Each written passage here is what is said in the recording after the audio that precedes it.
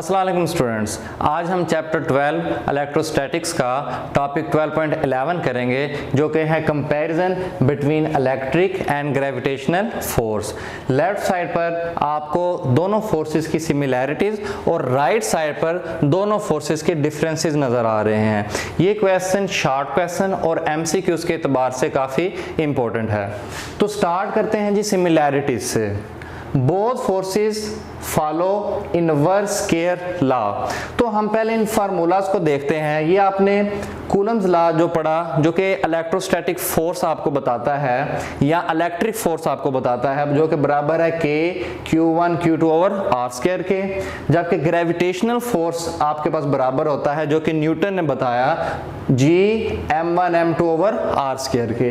तो अगर आप देखें दोनों फोर्सेस आर स्क्वायर से इनवर्सली प्रोपोर्शनल है, तो हम इसको कहते हैं ये इनवर्स स्क्वायर लॉ को दोनों फोर्सेस फॉलो कर रहे हैं। इसका क्या मतलब है कि अगर दो मासेस या दो चार्जेस के दरमियान अगर आप डिस्टेंस को डबल कर देंगे तो उनके दरमियान लगने वाला फोर्स 4 टाइम्स कम हो जाएगा। इसी तरह अगर आप डिस्टेंस को 10 गुना बढ़ा देंगे तो फोर्स आपके पास 100 गुना कम हो जाएगा। Both are conservative force. अगर आपको याद हो फर्स्ट ईयर चैप्टर 4 के अंदर आपने देखा, जब हमने ग्रेविटेशनल फील्ड में वर्क किया तो हमने देखा work was independent of the path followed. तो हमने कहा कि ग्रेविटेशनल फील्ड कंजर्वेटिव फील्ड है। इसी तरह अगर हम एक चार्ज को इलेक्ट्रिक फील्ड में मूव करवाएं तो वो पाथ के ऊपर डिपेंड नहीं करती। तो work done is independent of path followed, ये कंजर्वेटिव फोर्स की निशानी है। या हम कहते हैं कि work done in a close path is equal to 0।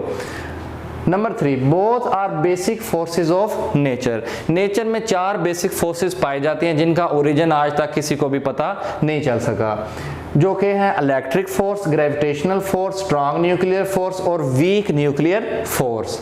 Both are long range forces. दोनों फोर्सेस की रेंज बहुत ज़्यादा होती है। अगर आप इस फार्मूला को देखें और इस फार्मूला को, तो ये दोनों डिस्टेंस पर डिपेंड कर रहे हैं। तो अगर आप इधर r की जगह इन्फिनिट पुट करें तो इन्फिनिट फासले पर जाके फोर्स आपके पास 0 होता है। 1 ओवर इन्फिनिट आपको पता है 0 के इक्वल आता है। इसी तरह बोथ ओबे सुपरपोजिशन प्रिंसिपल। अगर आप किसी पॉइंट के ऊपर डिफरेंट मैसेज की वजह से ग्रेविटेशनल फोर्स फाइंड आउट करना चाहते हैं तो आप हर मैस से प्रोड्यूस होने वाले ग्रेविटेशनल फोर्स को सम अप करेंगे, ऐड करेंगे, तो आपके पास ये जो तरीकाकार होगा इसको आप बोलेंगे जी सुपरपोजिशन प्रिंसिपल। इसी तरह किसी एक चार्ज के ऊपर मुख्तलिफ चार्जेस की वजह से लगने वाले फोर्स को फाइंड करने के लिए हम हर चार्ज से पैदा होने वाले फोर्स को जमा कर देंगे तो हमारे पास टोटल फोर्स उस पॉइंट चार्ज पर निकल आएगा। तो ये आपके पास सुपरपोजिशन प्रिंसिपल कहलाता है।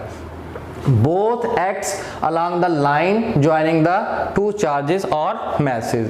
अगर आप देखें ये दो मैसेज या दो चार्जेस जिस लाइन में पड़े होते हैं, फोर्स हमेशा उसी लाइन में उसके पैरेलल लग रहा होता है। ये नहीं कि चार्जेस इस लाइन में पड़े हैं तो फोर्स इसको इधर को लग जाएगा। तो दोनों केसेस में, मैसेज के केस में भी और चार्जेस के केस में भी, फोर्स हमेशा उसी लाइन में लगता है जिस लाइन में आपने चार्जेस या मैसेज को रखा होता है। Both follow Newton third law of motion.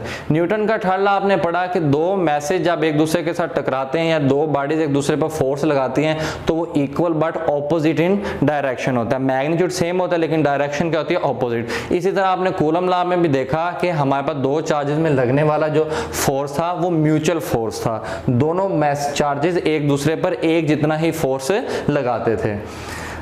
Both forces depends upon the product of magnitude of charges और masses। तो अगर आप इस फार्मूला को देखें दोबारा से तो हमें नजर आ रहा है कि जो इलेक्ट्रिक फोर्स है वो चार्जेस की प्रोडक्ट पर डिपेंड कर रहा है और ग्रेविटेशनल फोर्स मैसेज की प्रोडक्ट पर डिपेंड कर रहा है। मतलब दोनों प्रोडक्ट पर डिपेंड कर रहे हैं। इलेक्ट्रिक फोर्स सिंगल चार्ज पर नहीं और ना ही ग्रेविटेशनल फोर्स सिंगल मैस पर डिपेंड कर रहा है। अब हम यहाँ पर कुछ डिफरेंसेस को डिस्कस करते हैं। नंबर 1, इलेक्ट्रिक फोर्स के बारे में, इट मे बी अट्रैक्टिव और रिपल्सिव। हमने पढ़ा कि जो हमारे पास सिमिलर चार्जेस होते हैं वो एक दूसरे को अपोज करते हैं जबकि ऑपोजिट चार्ज एक दूसरे को अट्रैक्ट करते हैं। लेकिन अगर हम ग्रेविटेशनल फोर्स की बात करें वो हमेशा दो मैसेज के दरमियान हमेशा अट्रैक्टिव ही होता है। Number 2, electric force can be shielded. अगर आपको याद हो गॉसेस लॉ की फर्स्ट एप्लीकेशन में आपने देखा, बिल्कुल लास्ट में रिजल्ट था कि हम इलेक्ट्रिक फोर्स को रोक सकते हैं, उसको शील्ड कर सकते हैं अगर हम कोई मेटालिक कंटेनर लें और उसमें किसी सर्किट को रख दें, तो एक्सटर्नल इलेक्ट्रिक फील्ड उसके अंदर इंटर नहीं हो सकती। जबकि ग्रेविटेशनल फील्ड को या फोर्स को आप शील्ड नहीं कर सकते, बेशक आप माउंट एवरेस्ट पर चले जाएं या समंदर में चले जाएं, it can not be shielded. Electric force is a strong force while gravitational force is a weak force। इसको समझने के लिए यहाँ पर एक मैंने एग्जांपल लिया हाइड्रोजन एटम की। हाइड्रोजन एटम के अंदर ये एक इलेक्ट्रॉन है और ये proton. Proton positively charge, electron negatively charge, दोनों का मैसेज भी और दोनों पे चार्जेस भी हैं, तो दोनों एक दूसरे पर ग्रेविटेशनल फोर्स भी लगाएंगे और इलेक्ट्रिक फोर्स भी लगाएंगे।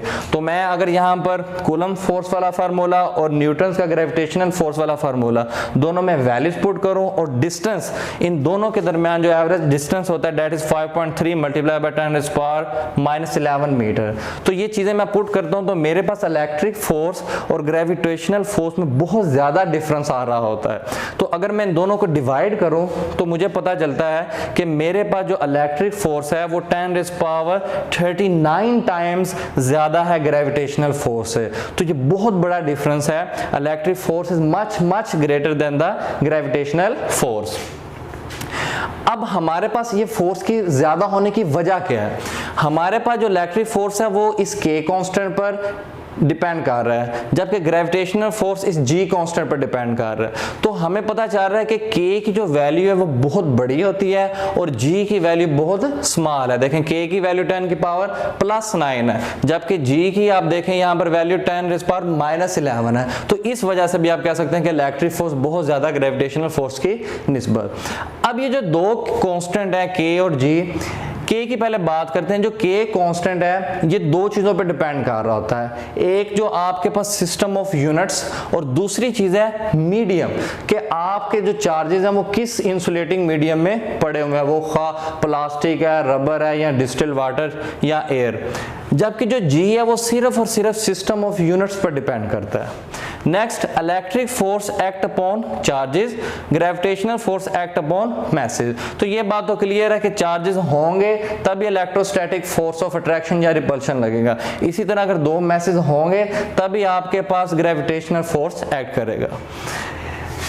It is defined by a Maxwell equation. आगे जाके हम मजीद पढ़ेंगे चैप्टर 17 के अंदर, देखेंगे कि हमारे पास जो इलेक्ट्रिक फोर्स होता है उसको मैक्सवेल की इक्वेशन की मदद से एक्सप्लेन किया जा सकता है। जबकि जो हमारे पास ग्रेविटेशनल फोर्स है, चैप्टर 5 के बिल्कुल लास्ट में फर्स्ट ईयर में आपने पढ़ा कि हमारे पास जो ग्रेविटेशनल फोर्स होता है वो उसकी जो फील्ड होती है वो स्पेस टाइम कर्वेचर पर डिपेंड कर रही होती है। तो ये बच्चों आज का टॉपिक था। उम्मीद है आपको तमाम पॉइंट्स समझ लगे होंगे। फिर भी अगर कोई प्रॉब्लम है, कोई चीज़ आपको क्लियर नहीं है तो नीचे आप कमेंट्स में पूछ सकते हैं। अल्लाह हाफिज़।